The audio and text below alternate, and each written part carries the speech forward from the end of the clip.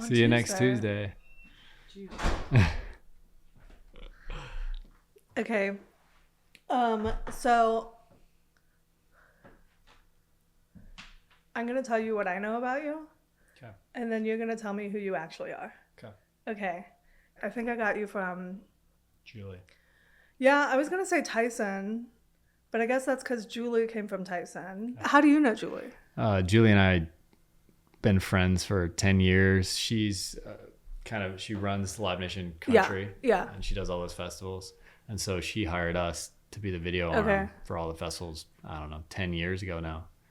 So this be, I've done dozens, I don't know, 40 festivals with them probably over the years. That's a lot.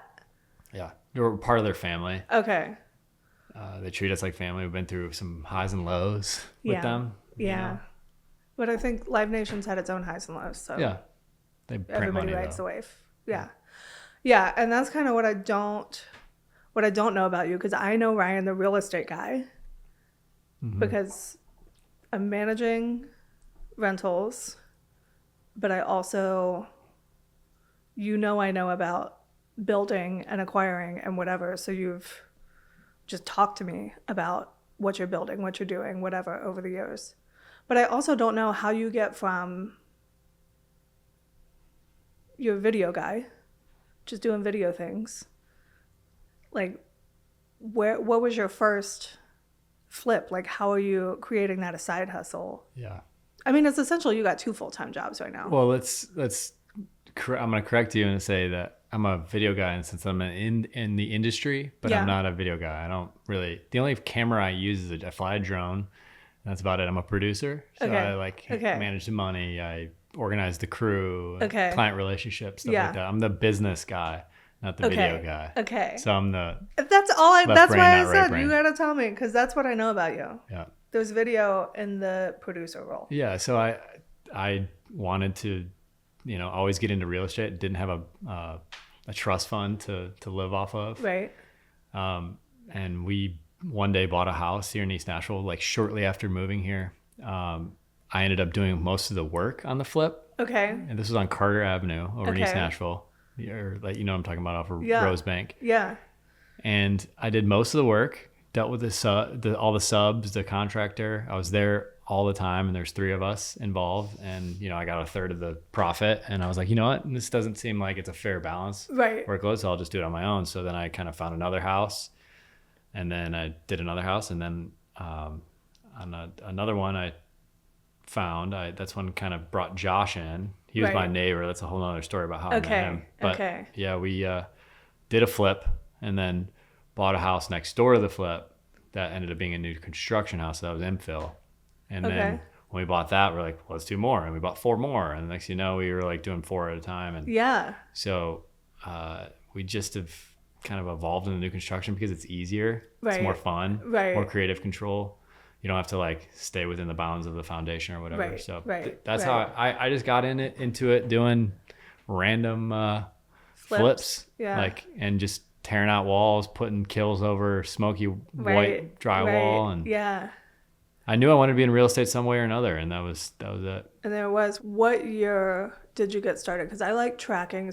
When was it easy to get into flips in East Nashville? Because like if you're trying to do a flip in East Nashville today, like show up with a minimum $500,000 minimum. Yeah, I want to say that was 2016. I moved to Nashville in 2014. Okay. Bought my house end of 2014, and I want to say that was 2015 or 2016. I don't remember exactly. I have to go back and look. So that was the good spot. Diego was just in here, and his first house was in East Nashville, and we were talking about Rosebank area. Yeah. Like we didn't even get close to 300,000. Yeah. For like a livable house. I don't have any idea what we sold it for. Yeah. I have to go back and look. But you made $1 and you did it again. But I still attribute my biggest success, and this is going to be counter to what a lot of people say, is the house I purchased for my primary residence. That house, that Electric Avenue house. The one that you live in now? No. Electric Ave. Electric Ave, yeah. The one that you managed. That's now a rental. That house, it was a great location. I lived in a house that was poorly built. So it opened my eyes into like being on that side of the home ownership, where I was dealing with headaches, like tearing out cabinets and countertops and tile after living there for, a year.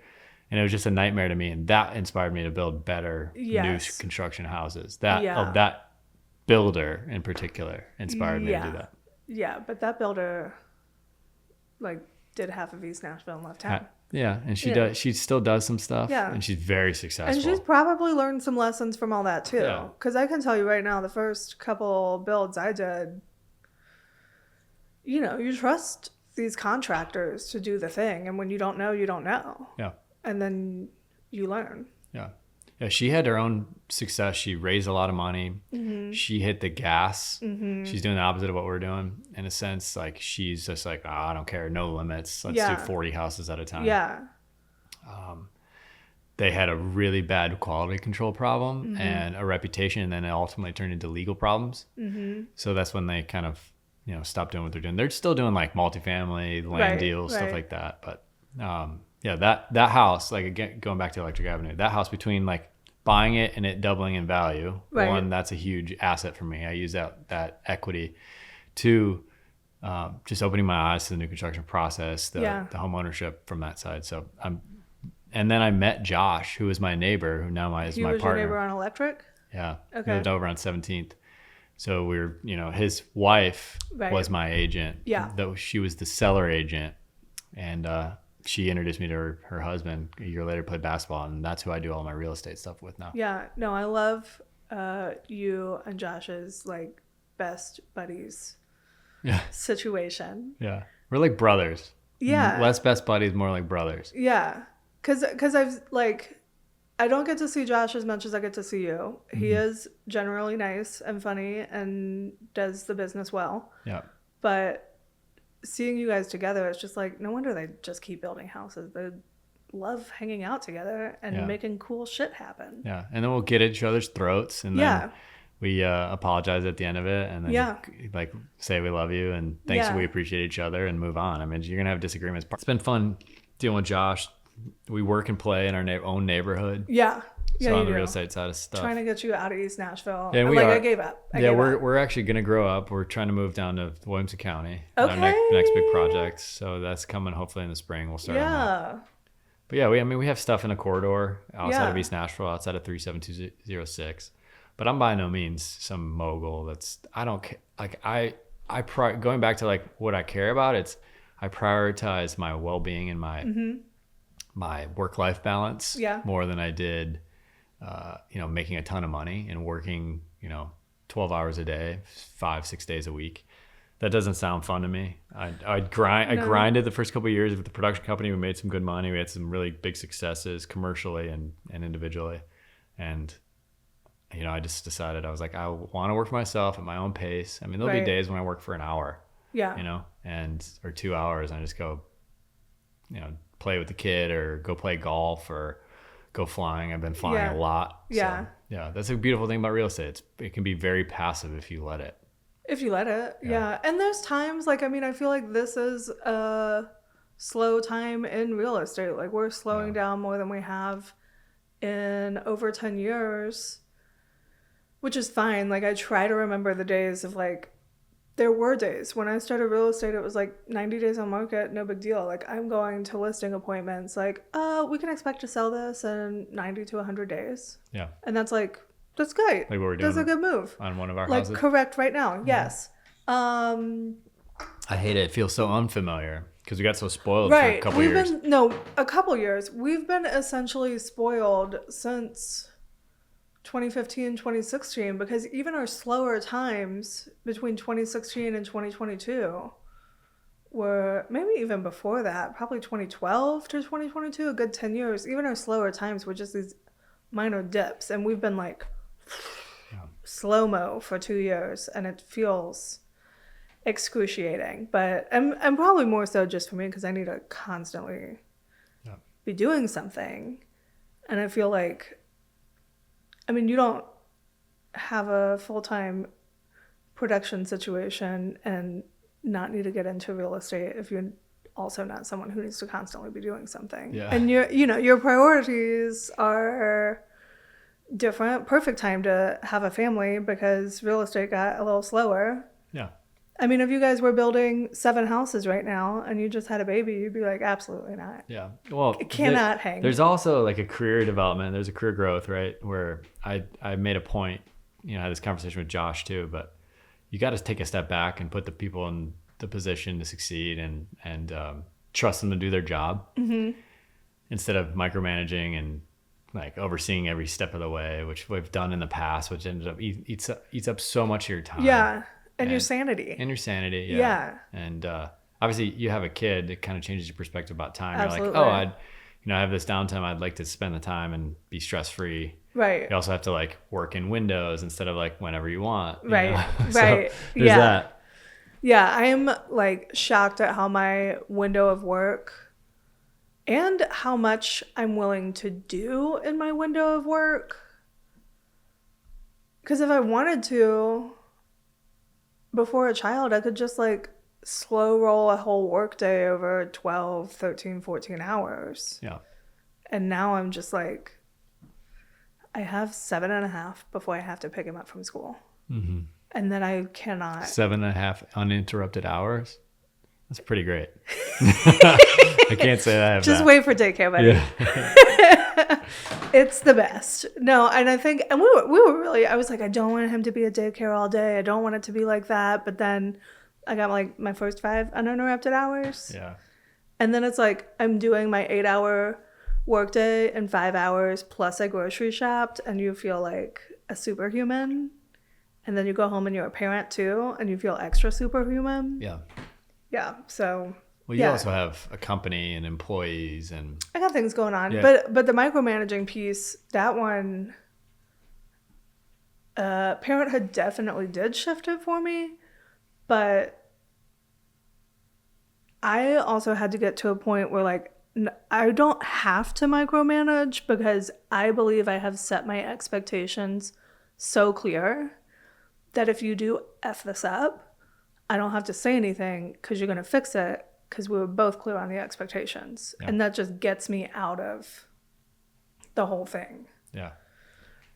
And you keep accountability for folks to understand that they have to fix it. Yeah. Otherwise, no, it has to be done. Yeah. It is not an option or we cannot continue to work together. That was my, if we're talking about management of people and, bobbing and weaving through this conversation. One of my struggles with the production side of things is I had a lot of creative, minded folks work for me. Right. And I'm not a creative mind at all. I'm a left brain or right brain. I don't know which one's which.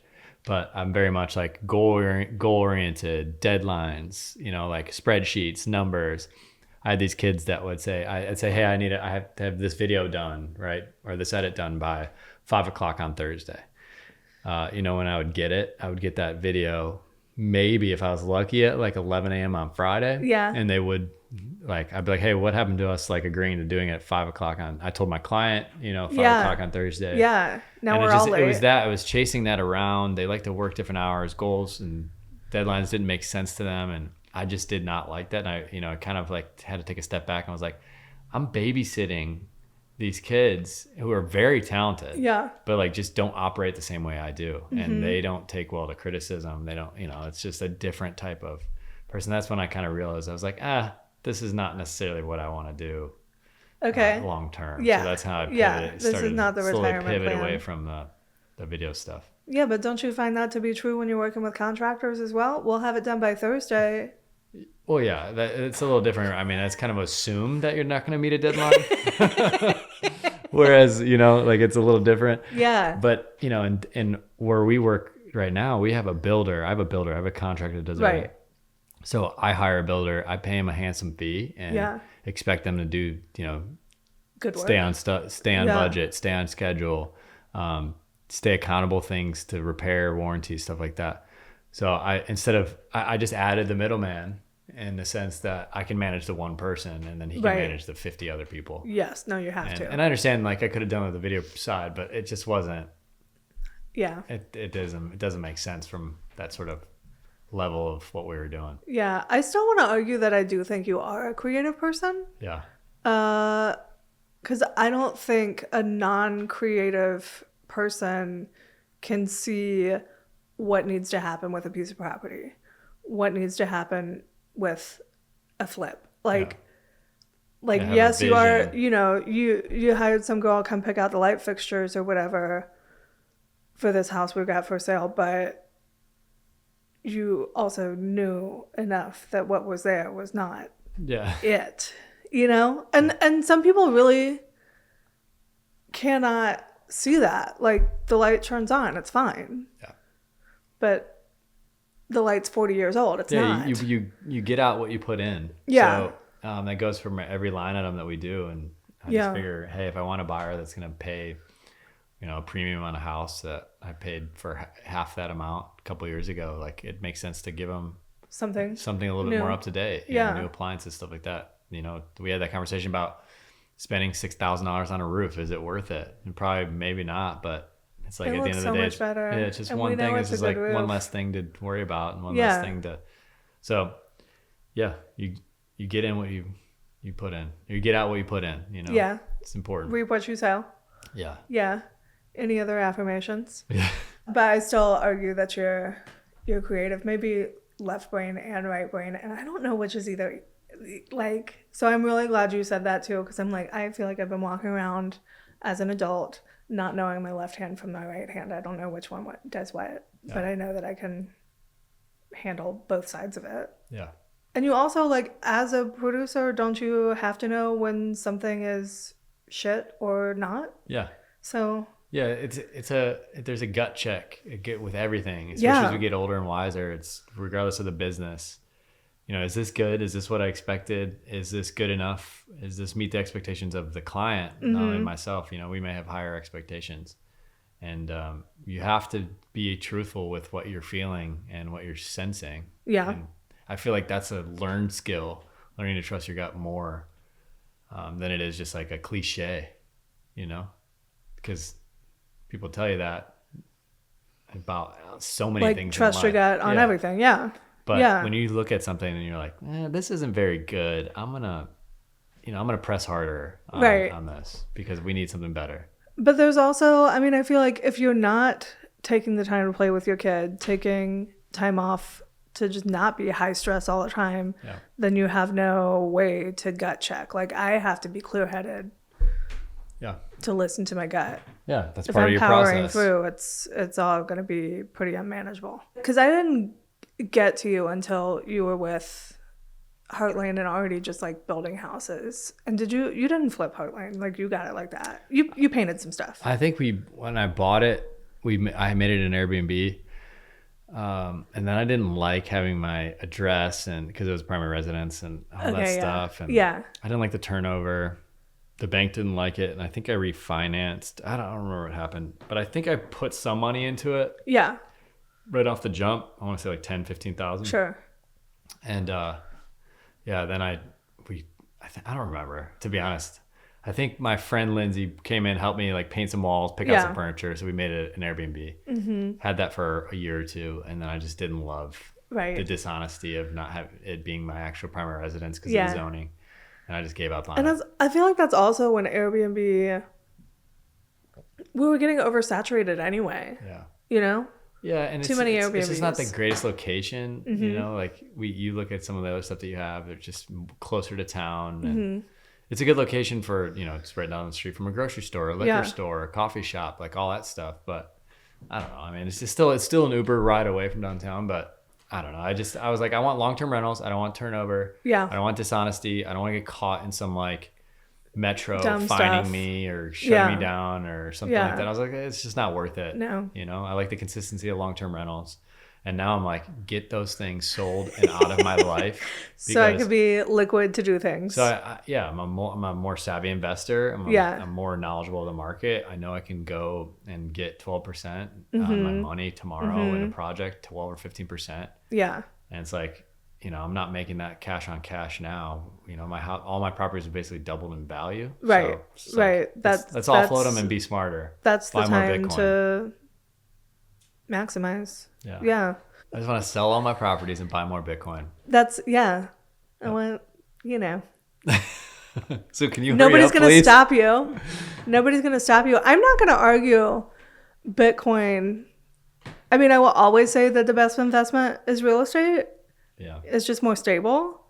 But I can't argue Bitcoin because I've known about Bitcoin since it essentially came into the existence for the less nerdy people like myself, and have seen what it has done. And even though can be riskier, it still seems like that payoff is huge. And the fact that like we're now in a world where you can buy real estate with Bitcoin. Mm-hmm. Like I have seen that kind of transaction happen. I have seen how that goes, and it's like I can't argue with that, you know?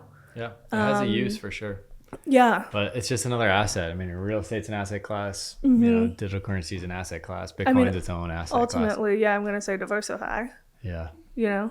And it's not like you're getting rid of all your real estate because you're not going to get rid of electric. No, I'm not going to get rid of, just the two that are like smaller. Yeah. And I don't care. Yeah. At one point, I thought I was going to have like 60 rental properties, and I could have done BRRRR method all the way through. But you could have, but that is a full-time job. That's more than a full-time job. Like that is what I do, and why I had to create an office to keep doing it. Yeah. You know? It's a strategy you have to stick with. Yeah. And people can be very, very successful with it. Yeah. I just don't, like it doesn't, I don't know, for lack of a better term, like rev my engine. Yeah. You know, like I don't get excited in the morning. Like, oh, I can't wait to go do another flip. Yeah, but that's what the people that have made that have become successful doing that are people that don't necessarily need a more exciting challenge, because the point of that method is it is a method. You follow it. You do it, you do it, you do it, you do it. They all become the same. Yeah. Might be a different paint color on the renovation, might be a different neighborhood, but it's wash, rinse, repeat. Yeah, but it must be nice to have recurring revenue every month, and where I struggle is that we have fewer of I still have recurring revenue, but I don't.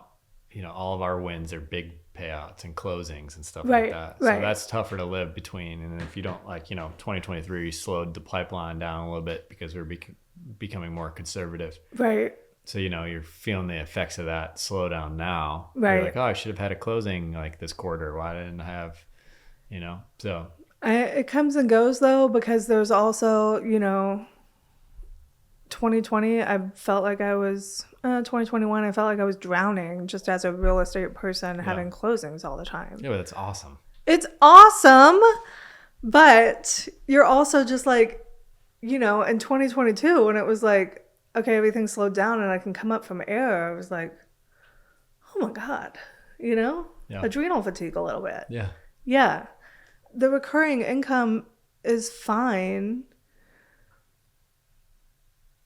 if you've got 60 rental properties, but then that's it. Do you think those people stop? They don't stop, because you still have to decide, okay, this one's not producing like it should. You got to sell it. You got to do it. They have a good system in place, people, contractors, managers, like we could have gone that route. Like, I honestly, when I first met you, I was like, oh, maybe Kristen can be the property manager that I need to do this BRRRR stuff. And, I don't know when or what projects made me stop, but I think when I started making so much more money doing new construction, I was like, it doesn't really make sense to do flips anymore. Well, that's why I think I didn't really know you with flips. Like I came in, Heartland was already a thing. So I feel like that was like the only flip I've known you to do is McGavick, but that had like a purpose and a reason. Yeah.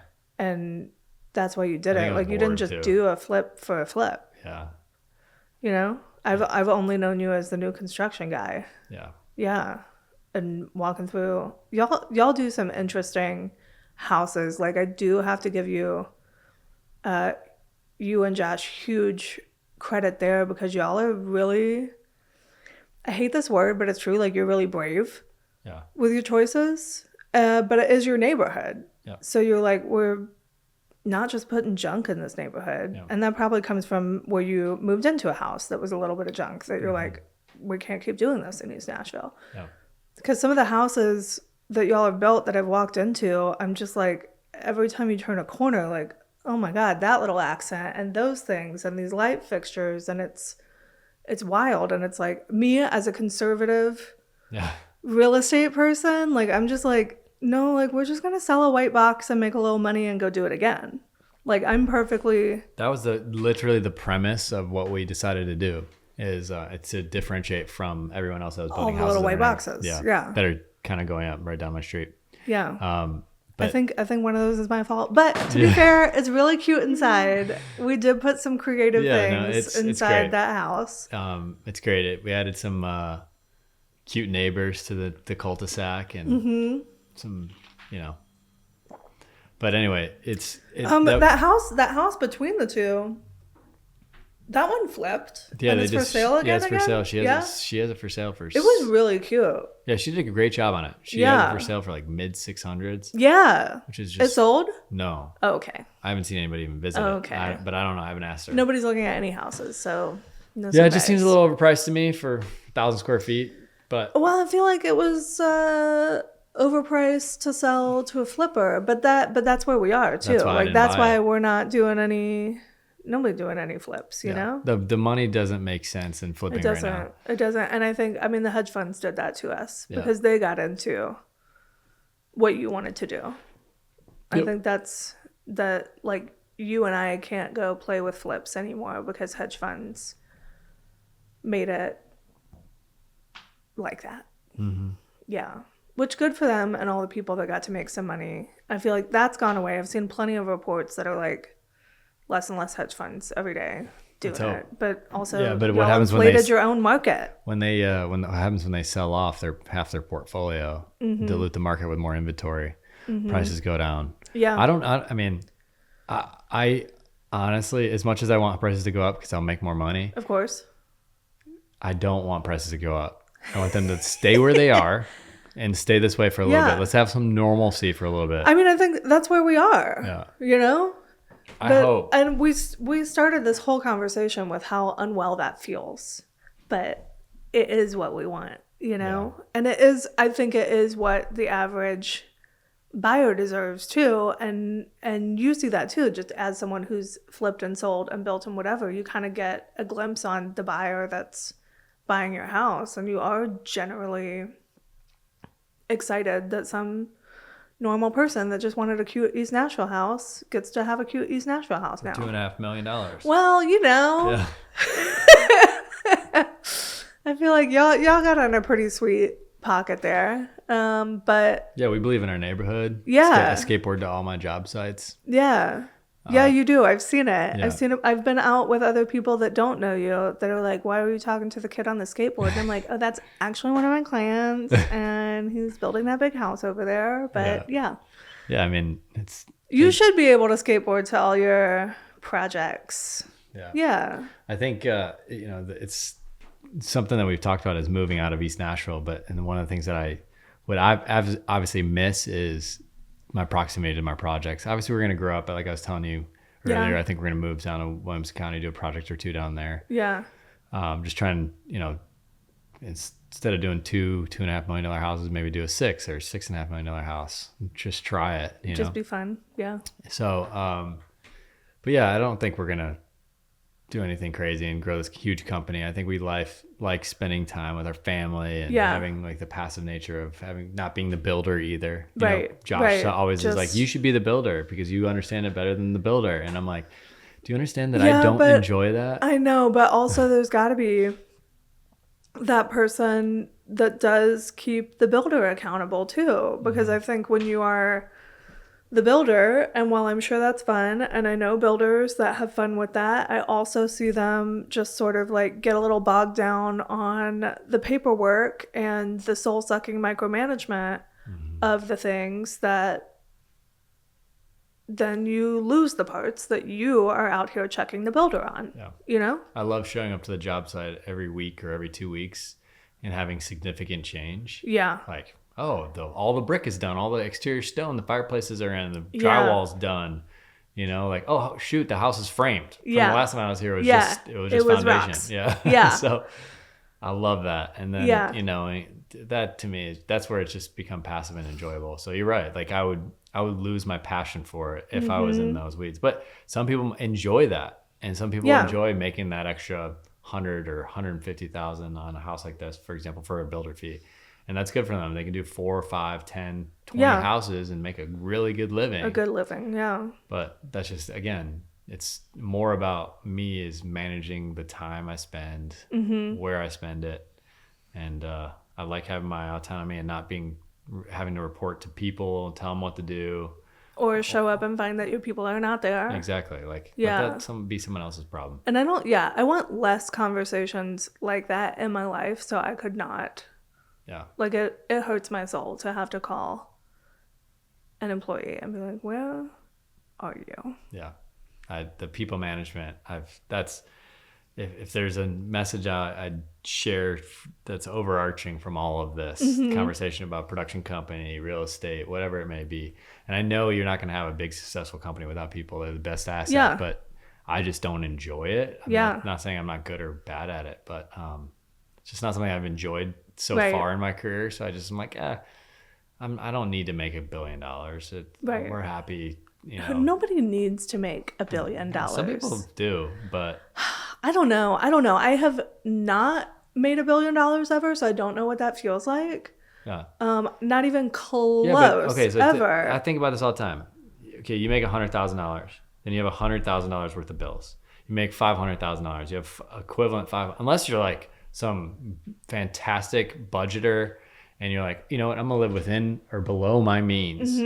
So when you make $500,000, you say, oh, I can afford $500,000 worth of bills. Then you make $1 million a year, and that's I can afford $1 million worth of bills. Billionaire got $1 billion worth of bills. Exactly, it's the same cycle, just a scale up and down. And yeah, but those bills are like private jets every other day. Yeah, but no, I'm saying like your assets cost money. Yeah. So for example, property taxes come due at the end of the year, and it makes me sick. Yeah. It's like the more properties I own, I'm like, oh, I got to write a check for, 6 figures at the end of every year. That sucks. Yeah. And it's like, oh yeah, but it's because I made this much money. Yeah. But you also have that much leverage and that much equity and that much net worth. Yeah. Yeah. So, but my point is $1 billion is just a much higher on a scale. It's still a function. They're still going to have bills. They're still going to have expenses. They're still going to have stresses. I can have, you know what I mean?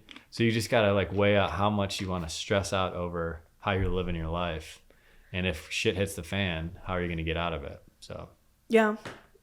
That's just how I look at it. It's how am I de-risking, how am I exiting? Because I always said I wanted to retire by 40. So maybe I can do that in 2 years. How old are you? 38. Oh, I'm 38 too. I've never known how old you are. I mean, I figure we're like about the same, But when's your birthday?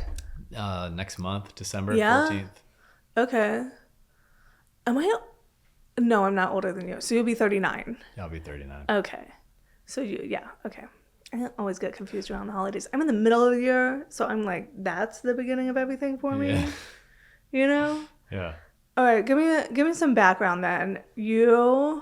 How did you even get to producing? Like, what were you doing before that led you? Okay, so let's go backwards. Yeah, so all the way back. So, okay, I meant to bring this book. So if you're people that are listening or like interested in something about making a change in their life, of course I went and looked for it right before I was leaving. I was like, oh shit, I can't find it, but I can send you a link and you can post it. But basically the book was, and this is me starting back from scratch. The book was about creating a job, not in the industry necessarily that you want to do, but that has the characteristics of the job that you want. Interesting. Okay. So instead of like saying, hey, I want to work with animals, it's let me find a job that has these characteristics, and these characteristics are I want autonomy, or I want independence, or I want someone to tell me what to do, and I want structure, and I want a salary.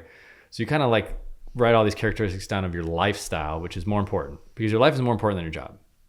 So you do all that, and I kind of told myself, I was like, I want to be my own boss. I want to write the checks, and I want to work from home, and I don't want to report to anyone. Yeah. Like I know it's kind of redundant, but I just want to like figure that out. Right. So my partner Mike had a budding career in country music, and I was in Cleveland at the time working for a big company, Parker Hannifin. I was in engineering sales, working in aerospace, and like kind of had like the start of a very successful corporate career. I got involved on a lot of the new engine platforms in aerospace engineering, and I love airplanes. And we talked about this. I'm getting my pilot's license right now, and I saw this opportunity where I was like, hey, I can figure out how to be a producer. You know, he's a director, he's the creative, I'm the producer, I'm the business guy.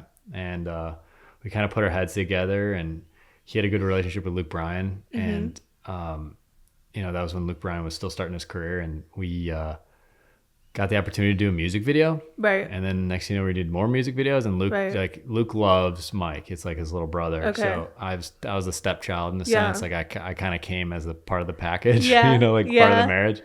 So we did that. And next thing you know, we started doing more music videos, for different artists. Right. And I said, okay, well, I'm going to move to Nashville. Obviously. So August 2014, I moved down here. I quit my job, which was like a great salary, benefits, commission. I owned a house in Cleveland. Okay. And that was my first house I ever bought. I ended up selling it, make some money. I made like 40 or 50,000 bucks on the house. Used that as a down payment for my house in Nashville. And I bought the house in East Nashville right by the park, which again, I'm telling you, that changed my life. That changed the trajectory of my life between the people I met, the way I started like my new, you know, real estate career.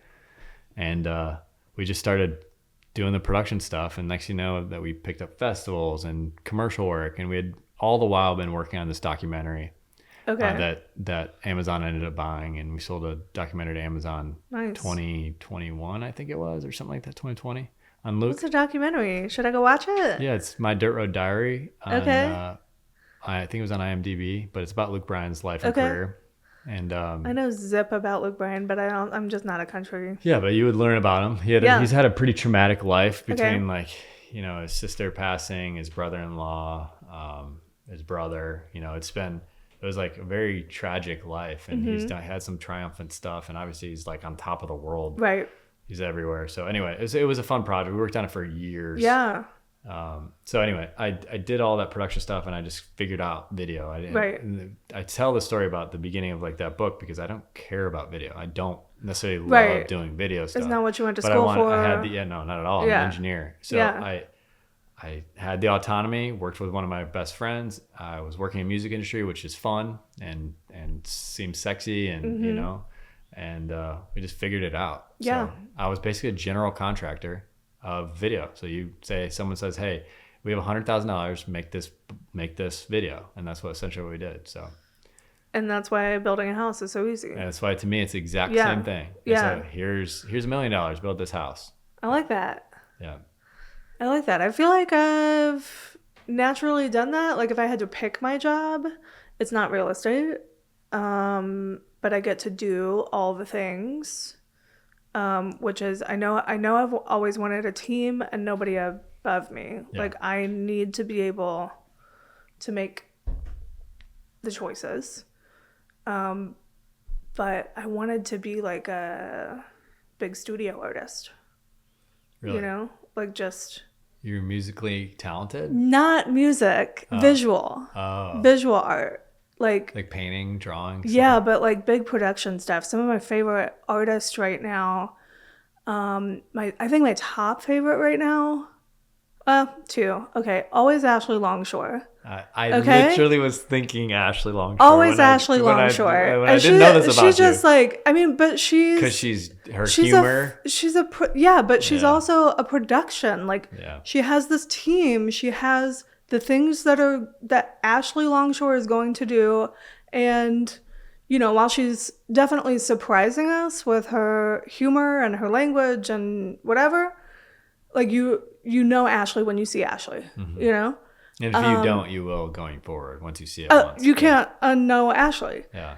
And then another one is CJ Henry. She has these amazing photorealistic pencil drawings, which are great, and I feel like that's what like gets her into being an artist. But her conceptual art is off the charts as well, and conceptual in a way that us in 2024 can kind of understand. Like it's all just like mass marketing, mass production, giant productions, like these just big, you know, warehouses turned into clouds that you walk through and just have a dinner party in, and you've paid $20,000 to be there, and it's all very like Jeff Koons, Damien Hirst type of like luxury for no effing reason. But then she'll also do these merch drops that people go nuts for. And it's like, it's just some girl that does pencil drawings. But a CJ Henry merch drop is nuts. Yeah. I've never heard of that. I look up CJ Henry. It's cool. And her drawings are really, really cool. It's all very pop art. But I did not know that about you. But when you said, as soon as you said you would like the visual art stuff, I was like, oh, I can see Kristen being a Nashville Longshore type artist. And that's still still my retirement plan, is to have a giant production studio where we're just cranking out. Where it's not raunchy. I don't want to use the word raunchy, but it's like not raunchy, but like funny, just edgy, artsy, like politically borderline, incorrect, but it's fun and people like want it. Yeah, but also still just a nice girl. Yeah, for the most part. Yeah. No, I love Ashley Longshore's. She's iconic, and she knows she is. Yeah. As a whole team. As a whole thing. But yeah, that's what I got going on here. And I still feel like I get to get creative in the houses and the way things are built and the way things are done. Yeah, I mean, you're building stuff. You're not just managing stuff, too. Right. Like, I'm up in it, too. Like, Boxwood is handling my own rental properties. Boxwood and Skymont across the hall, like, we're doing projects together. Skymont's building my house. That's been a huge creative outpouring. It's draining. Is building the house. It can be. It's cut by 1,000 knives, or it's death by 1,000 cuts. Yeah. But it's been satisfying, though, to pick out all the things. I mean, like, I got a list going that's got even like what my door stops look like. You got to do that on your house. That was not down to the detail. But I trust an interior designer to do that stuff, and I do not want the decision to fall on me. Yeah. And my fiance did not have experience doing this prior, so when I would show her options, she couldn't comprehend or see it in the space. If you're talking about like the creative, like we were talking about earlier, she could not visualize black doors and white walls. She's like, everything's black. I'm like, no, everything's not black. Actually, everything's white. Yeah. We just have black doors. Right. Right. Yeah. So. But I feel like, you have built enough houses. I mean, that's the difference too. And I guess I could have hired an interior person, and I've pinched off some advice here and there from others, but flipped enough houses, built enough houses, been inside enough houses. Yeah. Nice houses. Nice houses. Yeah. All of them. To know what will and will not be happening. Some just hard lines on the house that I'm going to live in. Yeah. But I think you have a super interesting house. The one I live in now? Yeah. Yeah. But we built that with the intent to sell it as a spec house. So I only decided to come in halfway through and buy it. Yeah, but halfway through, you still got to make some choices. I picked out cabinets, countertops, light fixtures I loved and didn't love. The fun part. Yeah. Yeah. But I didn't design the floor plan. No. And, but I will eventually. You will. Yeah. But how many floor plans have you gotten to design, tweak, make the choice on? For myself or for... Not for yourself, but like you've seen enough floor plans. You've tweaked enough floor plans. You've seen where they fail when they come to life. Yeah. We're not doing hundreds. We only do anywhere from 2 to 4 a year. Yeah. And we're really trying to be top of the market in the East Nashville market. So I've only done 20 houses, 18, 20 houses. Only? Do you hear yourself speaking? Yeah, but it feels like you have to understand. I realize, but I have some peers that they're building, hotels. And I know. But those peers are like, a hotel is copy paste all the way through. Yeah. Well, boutique hotels. Okay. You have like multifamily complexes, condo complexes, like high rises. But there's a lot of copy paste going on. I realize that if I applied myself, I can figure out how to get to that point, but it's just a function of like whether or not you want that stress or not. So it's been fun. We're doing another one right now. We're just tugging and pushing the boundaries and going through interior design stuff right now. So I just got an email on the way here from a cabinet guy that I hadn't worked with in a while, and he was excited to... You know who's doing cabinets? Who? Jordan.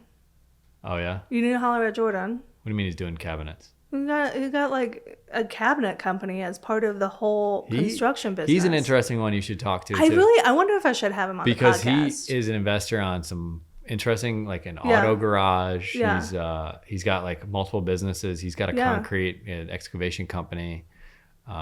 Jordan's a great dude. He's super young. He's like really motivated, very like organized Is he super young or is he our age just looking better? I think he's young. Yeah? Yeah, I think he's in his early 30s. Okay.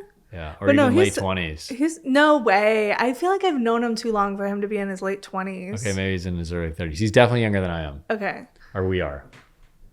Okay. But yeah, anyways, he got a cabinet company. Yeah, that's great. You should holler at Jordan. I've been pretty pleased with it. Oh, good. They're doing the cabinets in my house. Yeah. And the floors. Oh, cool. Yeah. Yeah, Jordan's a great guy. I'm glad I somehow How did you find him? Josh. Okay. He reached out to Josh somehow or something. Oh, just trying to get business. Passed him off to me. Yeah. Josh was like, hey, you deal with the construction side. You go. Yeah. Yeah. No, he is good. I was glad you had him do that house. Yeah. No, I really like Jordan. He's just a good person. He's just one of those people you can trust.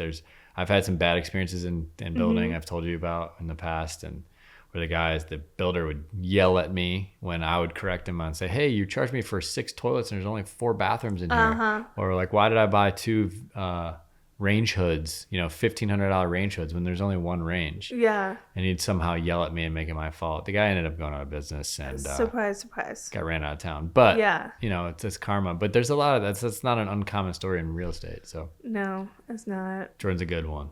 He is, and he just says yes and shows up. And I feel like that's just what you're supposed to do. Yeah. You know? I mean, just show up when you say you're going to show up. That seems like 101. Period. Yeah. Be nice to people and do what you say you're going to do. It's like, be a good human. Like, don't be a skis ball. I know. A lot of people did not get that message, though. No. Or something gets in the way, some other priority gets in the way of being able to execute. It's wild to me because if you understood the premise of just being a good human and doing what you say you're going to do, you're going to make more money because people are going to want to work with you more. Because your reputation is going to, it's the best marketing tool there is. Yeah. So I know. I mean, how often do I give you bad news, Yeah. And you you're still here, you're still my client. Yeah. Well, you preface the bad news with affirmations and memes that make me laugh I haven't done that in a while. But yeah, there was a point where you just you sounded so brokenhearted a couple of times with some bad news that I was like, I really gotta fluff up Ryan. Yeah. Or it was every time I called you, you were just like, what, Kristen? What is the news? Yeah.